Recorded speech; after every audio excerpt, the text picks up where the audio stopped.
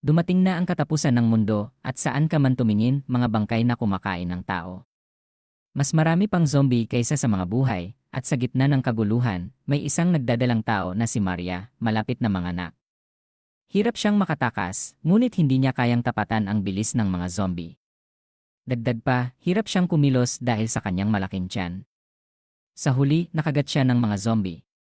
Sinikap niyang tumakbo at sumandal sa isang pader. Ang sakit mula sa kanyang sugat ay kumalat sa buo niyang katawan, at unti-unti siyang nawawalan ng katinuan. Ngunit sa sandaling iyon, sumakit din ang kanyang tiyan. Sinabi ng pakiramdam ng isang ina na malapit na siyang manganak sa gitna ng kaguluhan. Hindi tumigil ang kanyang pagluha dahil sa sakit na nararamdaman sa kanyang kamay at tiyan. Ngunit dahil sa kanyang malakas na pagmamahal bilang isang ina, nilabanan niya ang sakit upang maipanganak ang kanyang anak ng ligtas. Kahit na nagbabago na ang kanyang katawan, sinubukan pa rin niyang takpan ang kanyang bibig gamit ang kanyang dilang zombie para hindi siya makasigaw dahil maraming halimaw sa labas. Kung marinig siya, mapapahamak silang mag-ina. Halos tuluyan nang nagbago ang kanyang katawan, ngunit patuloy pa rin siyang nagdarasal sa Diyos na mahabag sa kanyang anak. Pagkatapos, matagumpay niyang naipanganak ang isang sanggol na babae sa gitna ng hirap. Pagkalipas ng 7 taon, gulo pa rin ang mundo dahil sa paglaganap ng mga zombie. Ngunit sa loob ng isang maliit na apartment, may isang bata na naglalaro ng taguan kasama ang kanyang ina. Ngunit ang problema, ang kanyang ina ay isang zombie. Sa unang tingin, akalain ng mga tao na inaatake ng zombie ang bata. Ngunit sa halip, tumawa ang bata nang malakas nang mahuli siya ng zombie. "Huli mo ako, inay," sabi niya. "Ako naman ang magtatago." Umalinggaw ang kanyang masayang tawa sa buong apartment. Siya ang babae na nagsakripisyo ng buhay niya para maipanganak ang bata sa gitna ng mga zombie. At ang batang hawak niya ay ang kanyang anak na pinahalagahan niya. Sa paanong paraan, napanatili ng ina ang kanyang katinuan at pagkatao. Sa loob ng 7 taon, pinalaki niya ang kanyang anak kahit na impyerno ang labas. Mula pagkabata, nakita na ni Anika ang nakakatakot na mukha ng kanyang ina. Kaya hindi niya ito tinuring na halimaw. Ngunit bihira siyang makalabas ng bahay. Kaya tuwing lalabas ang kanyang ina, umiiyak at nagmamakaawa siya. "Gusto kong sumama. Payagan mo akong sumama. Gusto kong sumama at salubungin si Papa Ricardo." Patuloy na umiyak si Anika na nagpapakita ng kanyang pagiging makulit. Nag-alala ang inang zombie. "Anika, maririnig tayo ng mga halimaw." Alam ni Anika na walang mangyayari kung magmamakaawa siya, kaya yumuko siya at pinigilan ang kanyang luha. Nang makita ng ina ang hitsura ng kanyang anak, nag-alala siya. Ngunit hindi niya ito maaaring payagan na lumabas. Dahil isa na siyang zombie, hindi siya makapagsalita. Nakikipag-usap lamang sila sa pamamagitan ng mga simpleng simbolo na isinusulat sa palad. "Paumanhin, Anika. Dadalhin ni inay si Papa Ricardo pauwi. Pangako yan." "Babawi ka ba agad?" tanong ni Anika. Tumango ang kanyang ina. Lumabas ang ina at nagsimulang manghuli. Dahil isa siyang zombie na may katinuan, mas matalino siya kaysa sa mga kapwa niya zombie. Nagagamit niya ang kanyang mga kakayahan bilang isang zombie ng maayos. Kaya hindi siya kayang talunin ng karamihan sa mga halimaw sa labas. Ngayon, ang unang napatay ng ina ni Anika ay isang malaking zombie na may malaking bibig. Nang halos hindi na ito makagalaw, umupo siya at nagsimulang kumain. Ang lasa nito ay medyo nakakadiri, ngunit dahil isa siyang zombie, wala siyang masyadong pagpipilian. Kailangan lang niyang busugin ang kanyang sarili. Katatapos lamang kumain ng ina ni Anika nang marinig niya ang putok ng baril malapit sa kanya. Nang tumingala siya, nakita niya ang 2 lalaking nakaligtas na humaharap sa isang grupo ng mga zombie. Ang isang lalaki na may mahabang buhok ay may hawak na malaking flashlight, at ang isa naman ay may baril.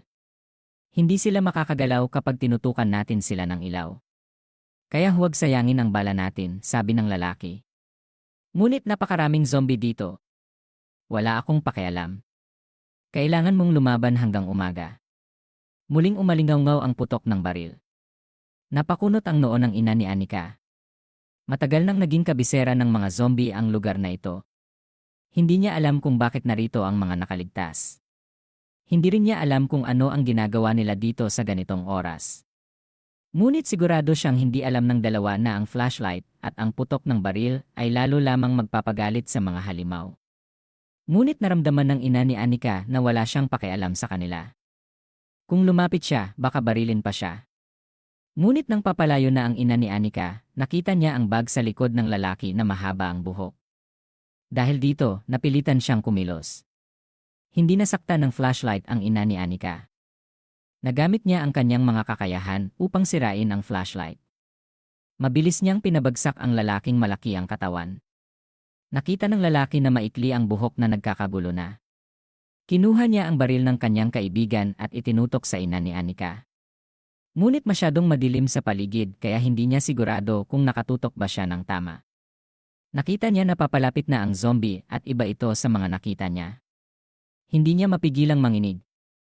Natakot siya kaya umiyak siya. Siya ang nanalo dahil sa 7 taong karanasan sa impyerno. Kinuha niya ang bag sa balikat ng lalaki na mahaba ang buhok at nagsimula ng umalis. Hindi kalayuan, may isa pang lalaking nakaligtas. Mukhang pagod na siya. Wala siyang mga supply at wala ring armas. Ang tanging bagay na ipinangtatanggol niya ay ang batong hawak niya. Naghahanap sana ng mapagtataguan ng lalaki. Ngunit biglang lumitaw ang ina ni Anika. Tumutok ang kanyang mga tentacles sa lalaki, ngunit huminto ang mga ito ng 1 sentimetro bago ang kanyang lalamunan. Huminga ng malalim ang lalaki dahil sa takot. Nagulat siya nang yakapin siya ng ina ni Anika. Mahal ko, ikaw ba yan? Sa wakas, nahanap din kita, Ricardo. Salamat at dumating ka. Natagpuan mo pa ang aking bag, nag-alala ako nang ninakaw ito sa akin. Tara na, umuwi na tayo, Ricardo. Ang dahilan kung bakit inatake ng ina ni Anika ang 2 lalaki ay dahil nakita niya na ang bag na dala ng lalaki na mahaba ang buhok ay pag-aari ng kanyang asawa. Uwi na tayo, Ricardo. Hindi na pinatay ng ina ni Anika ang lalaki na mahaba ang buhok. Matapos niyang mabawi ang bag, mabilis siyang umalis at iniwan silang mamatay sa mga halimaw. Hindi pa rin gising ang kasama nito. Wala siyang flashlight at wala ring baril. Sa huli, hindi siya nakataka sa mga zombie na nakapaligid sa kanya. Nang matagpuan ni Ricardo ang ina ni Anika sa ganitong kalagayan, naalala niya ang unang pagkakataon na nagkita sila 7 taon na ang nakalipas. Nang araw na yon, naangaso siya na may mabigat na bag sa kanyang balikat. Maswerte siya nang makakita siya ng flashlight na gumagana pa. Naramdaman ni Ricardo na swerte siya ngayon, kaya naglakas loob siyang pumasok palalo. Pumasok si Ricardo sa isang abandonadong gusali dahil nakakita siya ng kaunting ilaw. Sumunod siya sa madilim na pasilyo papunta sa silid kung saan nagmumula ang ilaw, umaasa na makakakita siya ng pagkain o ibang bagay na kapaki-pakinabang. Sa huli, nakita ni Ricardo ang isang zombie na putol ang mga paa at kamay.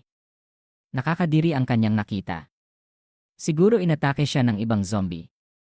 Naisip ni Ricardo na hindi na siya dapat magpatuloy dahil ang nakagawa ng ganito sa kanyang kapwa ay tiyak na hindi biro. Ngunit nang tumalikod na siya, may narinig siyang mahinang tunog. Ito ang tunog ng isang bata. Matapos mag-isip, nagpasya siyang bumalik at pumasok sa silid. Hindi niya mapigilang humanga. Tulad kanina, itinutok sa kanya ang sibat. Ngunit ang halimaw na puno ng dugo na nagbabanta sa kanya ay nagpapasuso sa isang sanggol. Hindi niya ito lubos maisip dahil hindi pa siya nakakita ng zombie na may pagkatao. Iyon ang unang pagkakataon na nakilala niya ang ina ni Anika. Sa paglipas ng panahon, naging magkasintahan sila. Kaya tinatawag ni Anika na Papa Ricardo kahit na hindi sila magkadugo. Dahil kay Ricardo, mas madali na ang paghahanap ng pagkain. Ngunit madalas silang mapahamak tulad ng nangyayari ngayon. Napapaligiran na naman sila. Wala na ring baterya ang flashlight. Mahal, kaya mo ba sila? Tanong ni Ricardo sa ina ni Anika. Ngunit masyadong marami ang mga kalaban ngayon. Kahit na may 3 siyang ulo at 6 na kamay, hindi niya sila kayang ubusin. Kinuha ni Ricardo ang kanyang baril para takpan ang kanyang mahal. Ngunit tumalikod si Ricardo. Gumamit ang zombie sa ibaba ng kanyang dila para mahigpit na hawakan ang paa ni Ricardo. Buti na lang at hinila siya ng zombie para ilayo sa kanya. Mas naging mahirap ang kanilang sitwasyon dahil nakabitin na sila sa rooftop ng gusali. Ang ina ni Anika ay humahawak ng mahigpit kay Ricardo. May isang halimaw na humihila sa kanya pababa. Hindi. Mapupunit ang aking mga paa. Ano ang mga tentacles na to? Saan sila nagmula? Tiningnan ni Ricardo ang nasa ibaba habang nagsasalita. Hindi na siya nakaimik nang tingnan niya ng maigi ang humahawak sa kanya. Alam niya na hindi ito ordinaryong zombie. Sa laki pa lang, alam na niya na ito ay isang boss. At gutom na gutom ito sa dugo nang makakita ito ng buhay. Habang nagkakagulo ang kanyang mga magulang sa labas, nagpipinta si Anika sa loob ng bahay. Nabalisa na siya dahil matagal nang wala ang kanyang mga magulang. Sa katunayan, ang kanyang mga magulang ay nahaharap ngayon sa isang mapanganib na sitwasyon. Kahit na naging zombie na ang ina ni Anika, mayroon pa ring limitasyon sa kanyang lakas. Si Ricardo naman ay malapit ng mapunit. Ang boss sa ibaba ay may napakalakas na puwersa. Habang dumarami ang mga zombie sa rooftop, hindi na kayang pigilan ng ina ni Anika. Ngunit kung wala siyang gagawin, mamamatay silang dalawa dito. Naghihintay si Anika sa bahay. Nang maalala ito, huminga ng malalim ang ina ni Anika at naghanda para sa pinakamahirap na pagtaya ng kanyang buhay. Pagkatapos, binitawan niya ang kanyang kamay na nakahawak sa rooftop. Inabot ng isang segundo bago na-realize ni Ricardo kung ano ang ginagawa niya. Sumigaw siya. Ang zombie sa ibaba ay naghihintay na mahulog sila. Habang nahuhulog sila, ginamit ng ina ni Anika ang isa sa kanyang tentacles na nakakapit sa rooftop para hulihin ang zombie. Pagkatapos, hinagis niya ito sa bibig ng zombie. Tumama ang kanyang plano. Dahil sa nakain, napilitan itong isara ang kanyang bibig. Dahil dito, binitawan ito ang kanyang dila na humahawak sa paa ni Ricardo. Huminga ng malalim si Ricardo. Ngunit naroon pa rin ang panganib. Nakita ng ina ni Anika na nagtagumpay ang kanyang plano, kaya napuno siya ng sigla. Ngayon, kailangan lang nilang dumikit sa lupa at harapin ang mga natitira para maprotektahan si Ricardo. Biglang niyakap ni Ricardo ang ina ni Anika. Hindi lang siya ang may gustong gumawa nito. Gusto rin ni Ricardo na protektahan ang kanyang mahal. Mayroon siyang malaking bag, hindi siya ang dudikit sa lupa gamit ang kanyang katawan. Gusto niyang magkaroon ng maayos na paglapag ang ina ni Anika. Sa kabutihang palad, nahulog sila sa zombie na malaki ang katawan. Busy pa itong umunguya ng zombie na hinagis ng ina ni Anika kanina. Dahil dito, nagkaroon sila ng maayos na paglapag. Niyakap ni Ricardo ang ina ni Anika at gumulong sa lupa. Kahit na masakit ang kanyang katawan, hindi siya nag-aksaya ng oras. Binuhat niya ito sa kanyang balikat at nagsimulang tumakbo. Hindi sila planong patawarin ng zombie. Naging galit ang halimaw nang mahulog sila sa mukha nito. Hindi tumigil sa pag-iyak ang ina ni Anika habang nasa balikat siya ni Ricardo. Sinabihan niya ito na huwag mag-alala. Ilalapag niya ito agad. Tumakbo sila. Matapos tumakbo ng malayo, inilapag ni Ricardo ang ina ni Anika para tumakbo ito ng mag-isa. Hindi tumigil sa pag-iyak ang zombie. Pinapagalitan niya ang kanyang asawa. Ngunit hindi siya makapagsalita tulad ng mga ordinaryong tao. Baliw ka ba? Kaya ko ang aking sarili. Hindi mo ako kailangang tulungan. Akala mo ba na malakas ka? Hindi ka halimaw tulad ko. Ama ka ng aking anak. Kung masaktan ka. Ang mga salitang puno ng galit na ito ay ang naiisip ng ina ni Anika. Sa katunayan, ang mga tunog na lumalabas sa kanya ay mga ungol tulad ng mga zombie. Alam ni Ricardo na pinapagalitan siya ng kanyang asawa, ngunit hindi niya ito pinansin. Mahal, ayos ka lang ba? Wala ka bang sugat? Tanong ni Ricardo habang humihingal. Kung dumating ka sana ng mas maaga, hindi sana ito nangyari. Humihingi ako ng tawad dahil pinahirapan kita. Natigilan ang ina ni Anika. Pagkatapos, hindi na siya umiyak. Naramdaman niya na tanga ang lalaking ito. Masakit sa kanya na iligtas siya, ngunit hindi niya pinansin ang kanyang sugat dahil nag-aalala siya para sa kanya. Ngunit ayaw din niyang masaktan si Ricardo. Habang nag-iisip ang ina ni Anika kung paano makakatakas sa mga zombie sa likod nila, dinurog ng kuko ng zombie ang kanyang katawan. Nakita ng lalaki na nangyayari ito at muntik na siyang sumigaw. Mabilis na humabol ang zombie na nagmamay-ari sa kuko dahil malaki ito. Pinutol nito ang lahat ng dugo mula sa mukha ni Ricardo dahil nag-aalala siya para sa kanyang kasintahan. Sinabi ng ina ni Anika na ayos lang siya, ngunit hindi siya tumigil sa pagpapawis ng malamig. Pagkatapos mailabas ang kuko ng malaking zombie, gumamit ang isa pang zombie ng buhok para mahigpit siyang hawakan. Kung patuloy silang didikit sa kanila, hindi sila makakatakas. Inilapag ni Ricardo ang kanyang bag at nagsimulang hanapin kung mayroon siyang anumang bagay na makakatulong sa ina ni Anika. Mas lalo pang sumisigla ang mga zombie sa likod nila. Patuloy pa rin ginagamit ng ina ni Anika ang kanyang tentacle para atakehin sila, ngunit hindi pa rin sila natalo dahil masyadong marami sila. Matapos makipaglaban, sa huli, nakita ni Ricardo ang hinahanap niya. Ito ay isang granada. Agad niya itong pinugot at hinagis sa likod nila. Sumabog ang granada. Huminga ng malalim si Ricardo dahil gumagana pa rin ito. Pagkatapos, naghagis pa siya ng ilan. Sumabog ang granada sa mga zombie. Ngunit buhay pa rin ang boss at mukhang galit pa dahil sa pagsabog. Mayroon na lamang isang granada si Ricardo. Nag-abot ang ina ni Anika ng kamay. Gusto mo ba ito? Mayroon ka bang plano? Tanong ni Ricardo sa kanyang asawa. Ibinigay niya ang huling granada sa kanya. Dahil hawak niya na ang granada, mas bumilis pa ang takbo ng ina ni Anika at nilagpasan pa ang posisyon ni Ricardo. Dahil sa pagkawala ng pasensya, naglunsad ang halimaw ng bagong atake. Kailangan pang dumapa ni Ricardo para iwasan ang mga tentacle. Sa sandaling iyon, huminto ang ina ni Anika at tumalikod. Pagkatapos, pinugot niya ang granada. Diyos ko, sigaw ni Ricardo. Anong ginagawa mo? Hindi ito gagana sa ganoong kalayo. Akala ni Ricardo na aksayahin ng ina ni Anika ang huling granada. Ngunit ginawa niya itong bola at sinipa gamit ang kanyang kanang paa. Sapat ang lakas niya para bumalik ang granada sa halimaw. Akala naman ng halimaw na ito ay pagkain kaya binuka nito ang kanyang bibig. Bilang resulta, pumasok ang granada sa kanyang bibig. Sumabog ito. Dumikit ng malumanay ang ina ni Anika at tinaasan ng gitnang daliri ang halimaw. Hindi nawawala ang kanyang pagiging mataray. Tumingin si Ricardo sa zombie na sumabog. Pagkatapos, itinutok niya ang dalawa niyang hinlalaki at tumakbo papunta sa kanyang mahal. Ikaw ang aking asawa. Matapos malutas ang problema, bumalik sila sa kanilang gusali. Bago pumasok sa bahay, hindi nila nakalimutang ayusin ang kanilang mga sarili para hindi magpakita kay Anika sa ganitong kalagayan. Pagkabukas ng pinto, sumigaw si Ricardo. Nandito na kami. Anak kong mahal. Kahit na hindi sila magkadugo, mahal ni Ricardo ang bata. Narinig ni Anika ang boses ng kanyang ama kaya tumalon siya sa tuwa at tumakbo papunta sa pinto.